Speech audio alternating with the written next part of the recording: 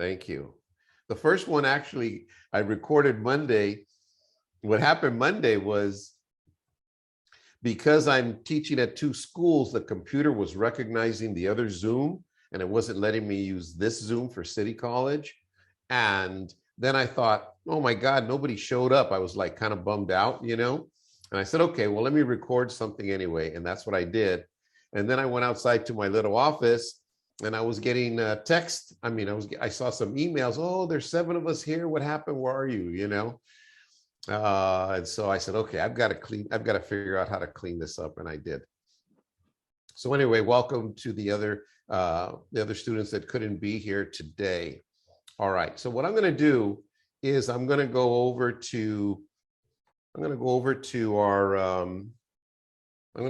Canvas and log in real quick. So that way we can, and we'll go to our course. Okay. So I just wanted to make sure that we're really clear on, kind of like how this works. Like I mentioned Monday in that little short video, I try to keep everything really, really simple and really easy to work. And so that's why whatever commands or whatever things that I want you to do, it sounds so like I'm on the boss, huh?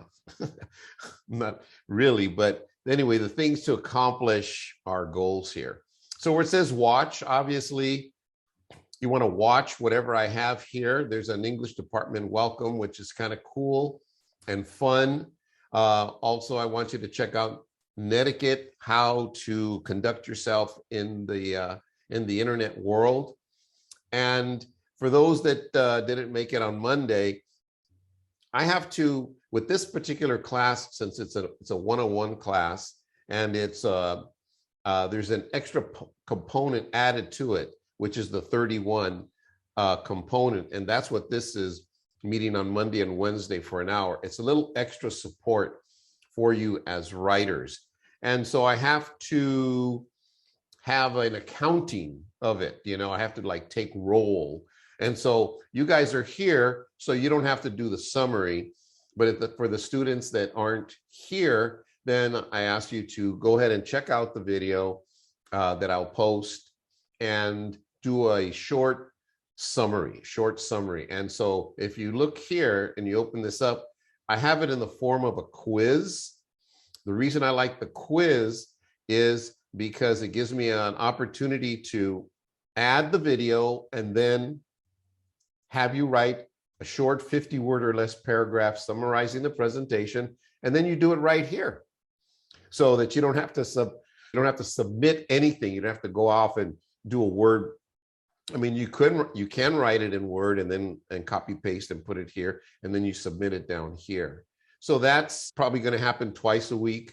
That way everybody stays up to speed with. And I'll show you, and let me know if it doesn't switch over. But this is what it looks like on the student end, right? This is where it says, this is the student view.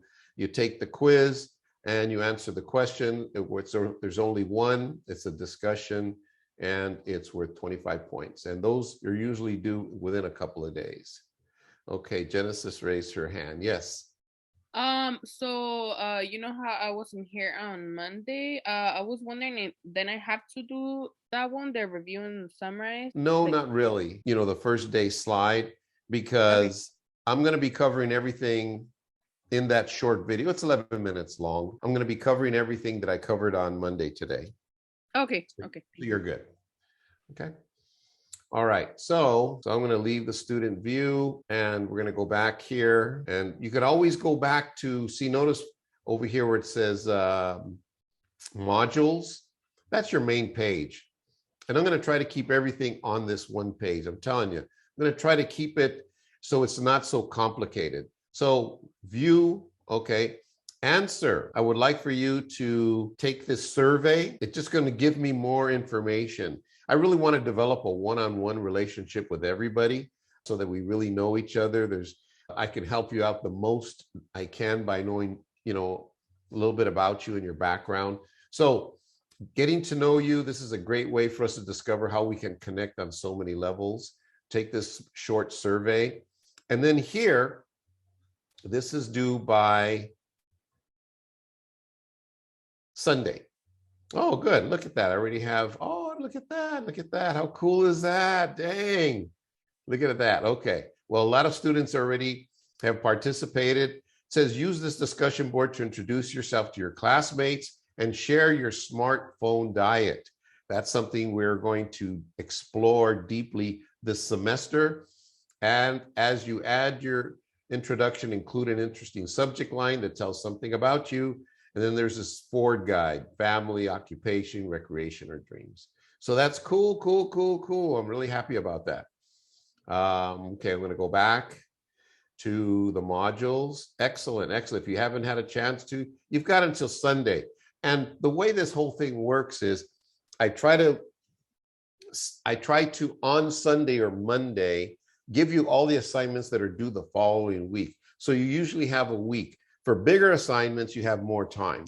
And for the very first week, I just have you doing a few things, getting to know each other, a reflection, and then reading, understanding rhetoric, that one chapter, and then talking about that. All right. So the syllabus is here, and it has a lot of information.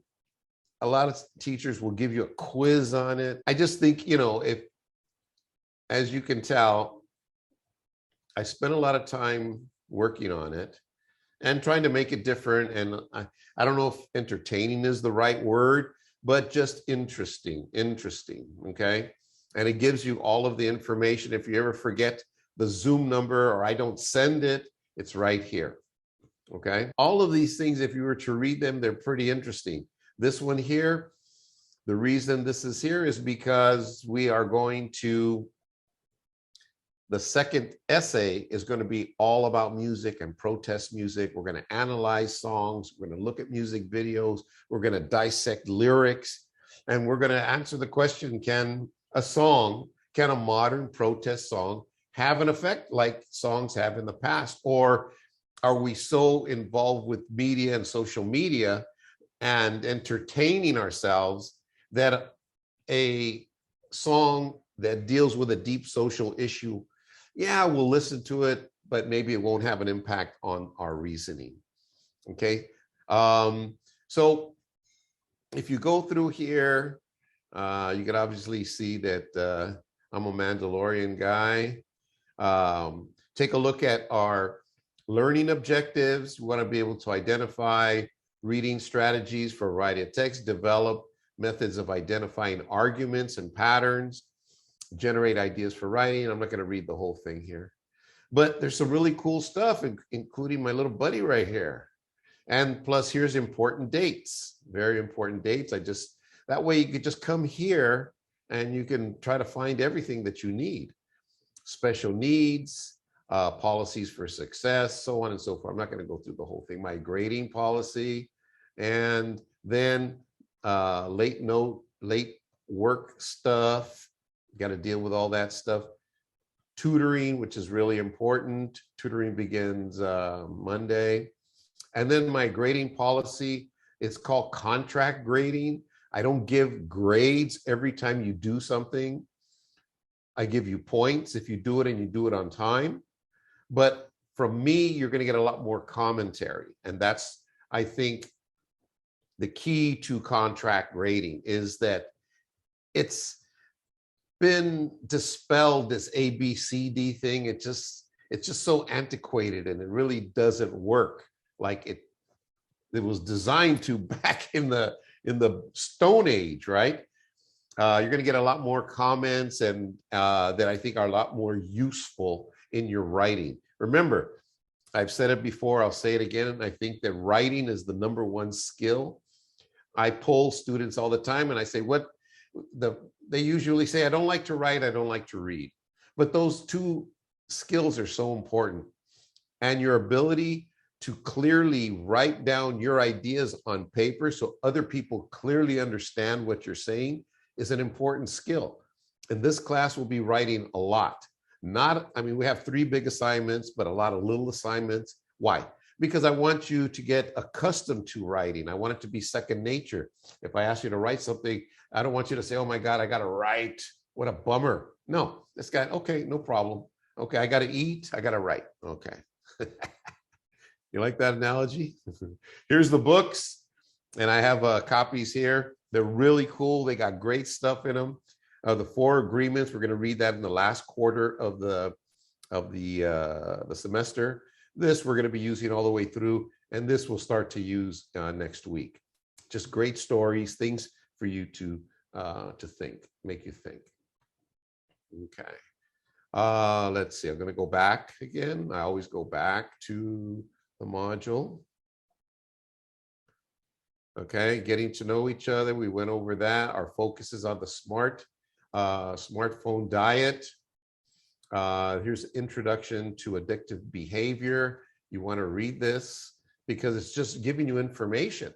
It's talking about what we're going to be dealing with. And it's kind of like a synopsis of what we're going to be talking about. And it's going to be telling you what you should be able to do. And then it asks you about these terms, phubbing. Phubbing. Does anybody know what phubbing means? Anybody know what phubbing means? Okay, Well, Genesis?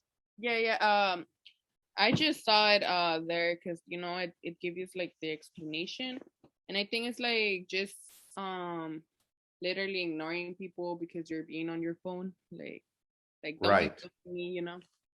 Yeah, it would be kind of like, and this is a great example. I'm teaching the class. I'm focused on you. Mhm. I get a phone call. I said, hold on. No, go ahead. Keep talking. Go ahead. Keep talking, Genesis. No, I hear you. I hear you. That's phubbing. That means that I'm snubbing you, right? What I'm saying is you're not as important as whoever is calling, or it could be just something telling me there's a sale on boots or something, On books that you don't even need. Yeah, boots I don't need. But so that's what we mean by phubbing. That's what we mean by phubbing. And a lot of people do it and they think it's okay. They do it at dinner, they do it everywhere. So it just came so normal. It's become very normal, and people, they're like, oh, well, okay, we just have to wait for this guy to finish talking or whatever he's going to do. But it's not cool. Let's put it that way. All right. I'm going to go back to screen sharing, and I'm going to go back to my module. I always go to the module. You'll see watch, answer, read, write. Okay. And I put this here closer to these articles. Here are the articles. Have smartphones destroyed a generation? Effects on thinking. So it says read. You click here. There's 2 articles here. Have smartphones destroyed a generation? And then having a smartphone nearby, its effect on your thinking. Okay, so you're going to read those 2 articles, and then you're going to write. You're going to write a reflection on those, right? Then it says download links for smartphone monitoring apps. So you're not going to know, or you're not going to understand a lot of this unless you understand your own cell phone diet. And so there's the two apps. Most of them, if you have an iPhone, it's easy to use. And if you have an Android, here's how to do that. And then here is a independent screen monitoring app. And you want to, all of a sudden, what I would like for you to do is, okay, I'm going to monitor my screen presence. How much time? Think about how much time do I spend, and then start to monitor it. It'll probably, with most students, a lot of students, it kind of like blows their mind. And the whole point of a lot of this is not to turn you off about the cell phone or paint the cell phone as evil or screen time as evil. But we have to find a way to, if it is interfering with your future and interfering with your goals and stuff like that, if you find yourself, you say, I'm going to go to the gym, then you open up your phone and you're sitting on the couch, half hour, 45 minutes go by, all of a sudden, oh man, I don't have time to go to the gym, right? Or it makes you late for work, or, there's a lot of things, there's a lot of implications that go along with this, but we'll just get into it. Watch this Sherry Turkle TED Talk. Here's skills, how to write a summary, a short one. I try to keep all my videos under 5 minutes. I think once, if they're 15 or 20 minutes, you're going to get, after 5 minutes, you're going to get bored, and if they can't cover everything in 5 minutes and get to the point, well, I just don't like to post up long stuff. Understanding rhetoric. This is taken from the book. Here, Understanding Rhetoric, read pages 36 to 67. So, oh my God, that's 31 pages. Well, it's not, because if you take a look, it's like a comic book, and so they call it a graphic comic book, but I love the images and I love the way that it's easier to relate. Most of the students say they really like learning from a book like this as opposed to a book that is just print, right? Print. Okay, moving right along here. Back to the module. And so what I did was, if you don't have the book, I uploaded this chapter. Okay, so it's right here. You download it and it's right there for you. So, man, this guy's making it easy. I just just want you to be successful. And sometimes it's hard getting the books right away. And then discuss.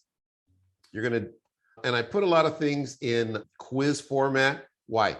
Because if you put it in quiz format, and I put it in quiz and discussion, okay? Here is what I want you to write about, and then you write about it right here. And there's 3 questions. Each one is worth 33 points, okay? So I make it kind of like, so you don't have to go anywhere. Everything is right here. Like I said, it's in quiz format, and I just like using it for everything, really. So it's not really a quiz, but it's up for discussion. And then for Wednesday, which is today, we're going to watch this video. We're going to watch the video, Are You Lost in a World Like Me, at the end of the end of the class. So it says you are sharing your screen. Of course I am. All right. So anyway, so that's what we've got going today. I don't know where maybe she sent me a text or something and I didn't see it. All right. Finally, I just wanted to say something that I think is really important. And I think that more teachers, or there should even be a class on it. And that is mental well-being. And by that, I mean thinking, controlling your thinking. Who's in charge up here, right? Who's making the decisions? How are decisions being made? Are we being manipulated through the media to make decisions, right? We're going to talk about a lot of these things. Why? Because I really believe, and I know, that we have to control our thinking. Otherwise, our brain is just like a runaway train, right?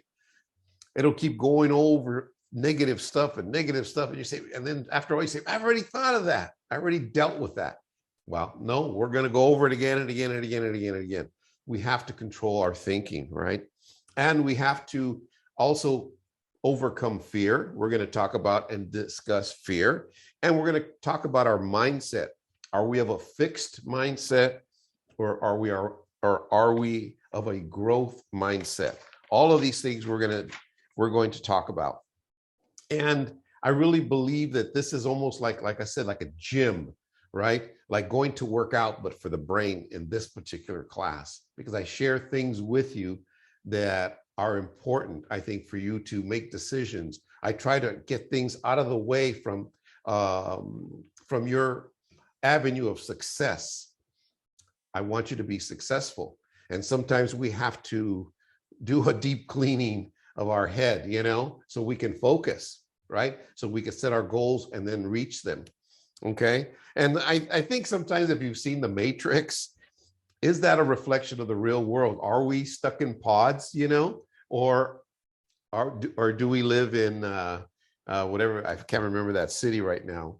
But anyway, who's in control? Is the TV changer? Is that in control? Is your cell phone in control? Is your relationship in control? I'm going to be helping you. If you're caught up in some of this stuff. I'm not saying that you are. Free your mind, free your mind.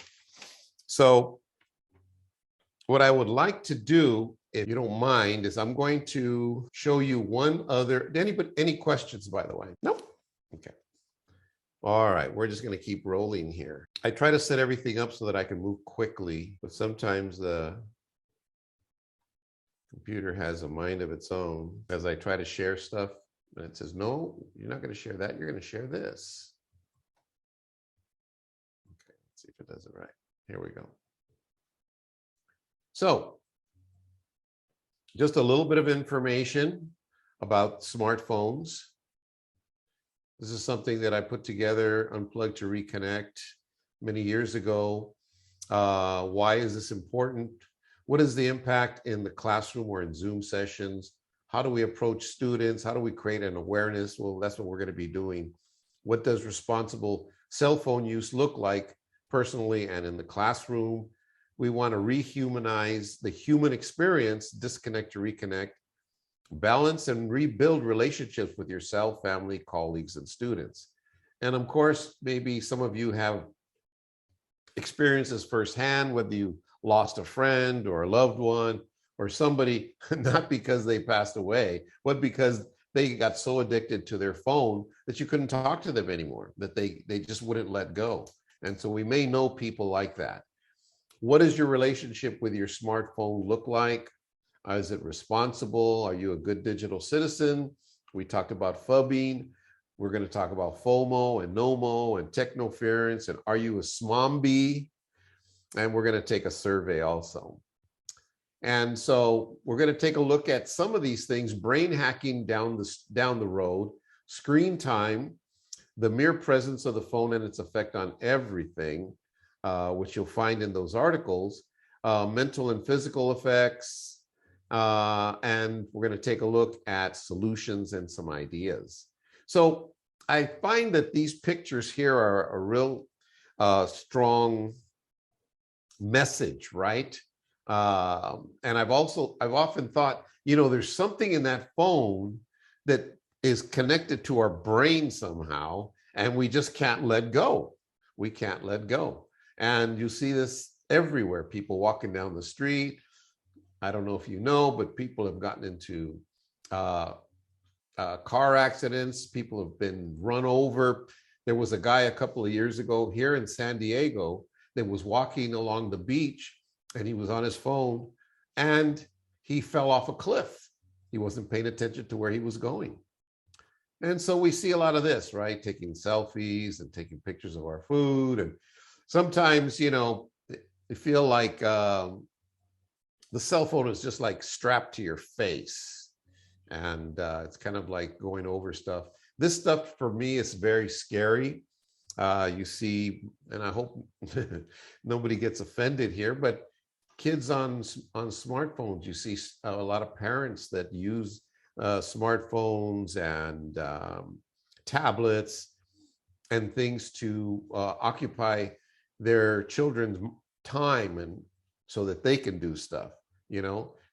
I shared all of this stuff with a student like last semester, and she got visibly upset. And when I asked her what was wrong, she goes, "That's me." She goes, "The other day," she goes, "I was at the park with my little girl." And she goes, "Mommy, can you please put your phone down and play with me?" So sad, right? But this is a student PSA that some of my students did, and some posters that we did. We did a lot of stuff on campus before. But anyway, here's some interesting statistics. I think that this number is even higher now. This one kind of blows my mind, but I guess maybe they're taking it in the shower to listen to music. I don't know. Definitely this 40% of people check their cell phones in the bathroom. I know a lot of people that, you see them go to the bathroom and they go, "Where's my phone?" Almost everybody checks their phone before going to sleep. I think this number is higher. Some of these statistics are a couple of years old. This one, I don't know. I can't really attest to that because I'm older. So definitely a lot of people, they sleep with their phone. They check it in the middle of the night. They'll get up and go to the bathroom, they'll come back, and all of a sudden they're on their phone, and they wonder why they're not getting enough sleep. And we're going to cover the scientific reason why people sleep with their phone turned on under the pillow right next to them, and they feel uneasy if they leave their cell phones at home. They'll probably go back and get it and go late to class or to work or wherever it is. This is a big one. Parents and teens arguing about smartphone use. I've been teaching this for about 4 or 5 years now, and I've had teachers come to me and say, what do I do? And they've taken my classes. Half of teens admit that they are addicted to their phones. 26% of car accidents are caused by people either texting or on the phone, which is terrible.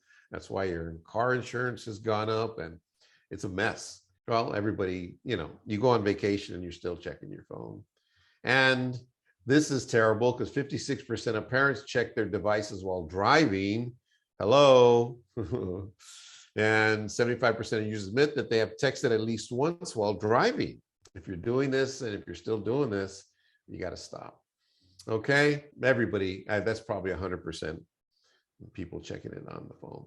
And this is like, we're kind of like almost running out of time, but this is like this guy, Adam Alter.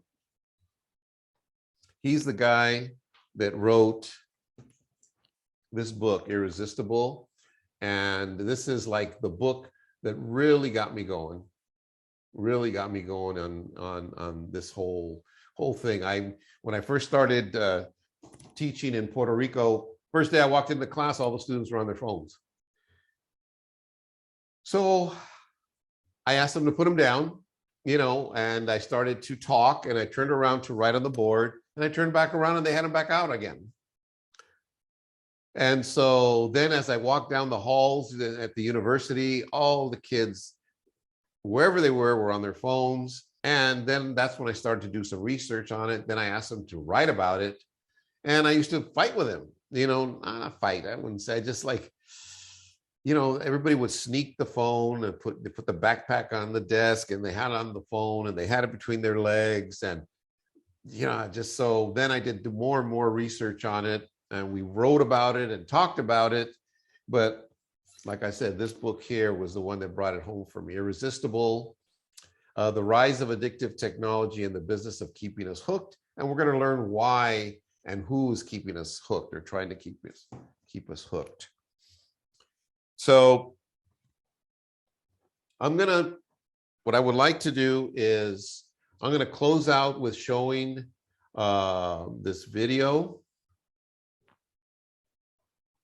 And we will talk about it more on Monday, and you can take a look at it a couple of times.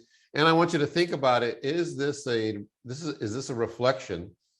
Is this a reflection on society? And I'm going to have to stop recording